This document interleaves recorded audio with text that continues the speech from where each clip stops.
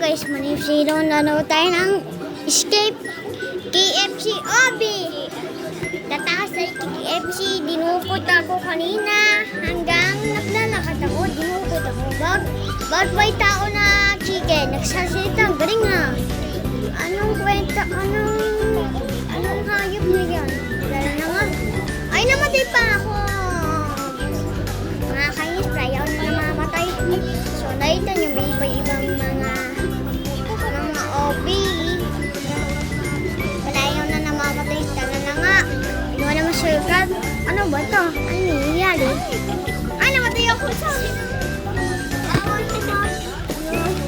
sabi ko na nga, bawal naman sa ketchup. Kakamatay ng ketchup na yan. Wala na nga, bisan mo. Tagal naman. Wala na nga. Bisan mo. Tagal naman KFC na to. Tagal magluto-luto dito. Yan, nasa lahat na yung KFC. Take mo, pinutin mo. Namatay na naman ako. Mga peke ka lang kayo. Namatay na naman ako.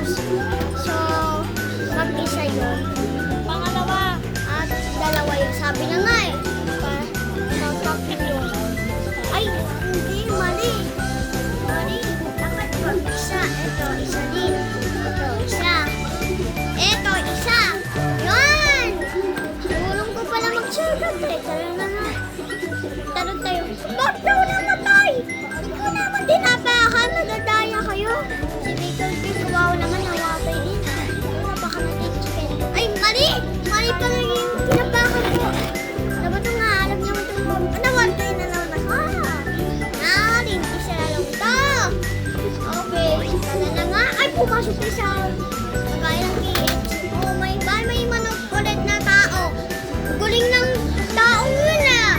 Okay. Tala na nga. Mga burger pancakes na. Nagugutom na naman ako sa lalong to ah. Pag gusto ko kumain ng isda dito si Baby Mermaw. Pinimimaw. Naruto kita, pinimimaw. Tala na nga. Chocolate na tayo. Pwede! Guling ko ah. Tala na nga. Oh, takang yung chip mo. Danda lang tumapag ng fries. Kakamatay. Ano to? Weeby ba to? Oy. Oh, fries. Gutom na naman ako. Pinain ako ng masamang tao. Bulog-bulog na yung ngipin niya. Okay, basok tayo sa tiyan.